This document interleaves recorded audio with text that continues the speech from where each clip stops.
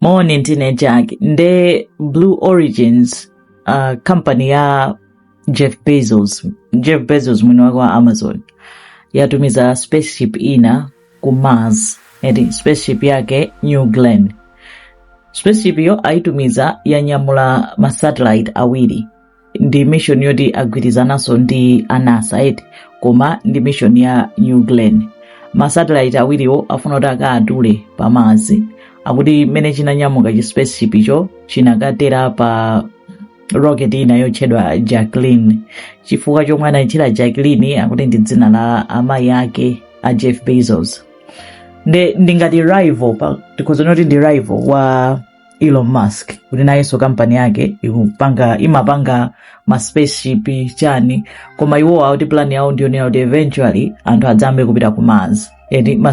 Ma satellite amene akuayikawo akuti afuna akapange study magnetic field ya Mars kuti aonenso kuti kodi dzuwa limachita effect Mars munjira yanji nangasi Mars ili pafupiko ndi dzuwa aone kuti imachitidwa effect bwanji ndi dzuwa. Ma solar flares, ma solar winds, ma mphepo zochoka pa dzuwa. Si mphepo yozizira ndi chimphepo chotentha chomwe chimachoka pa dzuwa kapena pamangophulika ndi pamachoka chimphepo cha moto.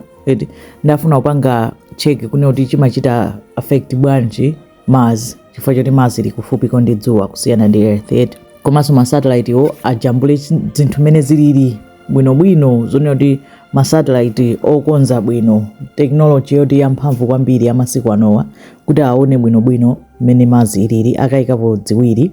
New Glen imayenera kunyamuka pa 9 November koma inakanika chifukwa choti kunali chifunga. Kenako amafuna kunyamuka tsiku lina anakanika chifukwa chonena kuti kunapangika solar flare kuti pa dzuwa so panakhala ngati paphulika nde panabwera chimphepo china chake choti chinachita affect communication nde anapangaso cancel apezeka kuti yanyamuka pa 13 November 2025 dzulo. Ati ulendo onse okafika ku Mars akuyembekezera kutenga miyezi 22 pafupifupi zaka ziwiri kuti mission imeneyi akuyitchula kuti escapade. Akapanga determine kuti nkwabwinobwino akuti atumizako ma astronauts.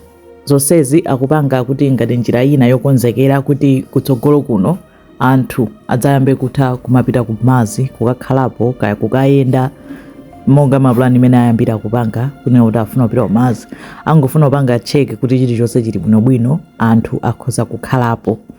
Imeneyo ndi update chabe ya ulendo wa New Glen ndi ma satellite awiri amene apita ku Mars. Zikomo kwambiri.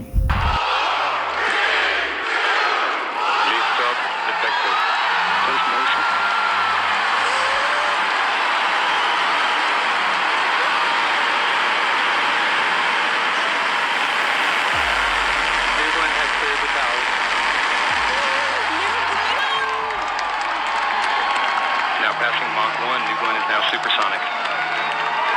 Supersonic! And we can hear the 1 minute 30 seconds. rocket balls. Engine operating parameters continue to look good at full thrust. And we have Miko. And we have Miko!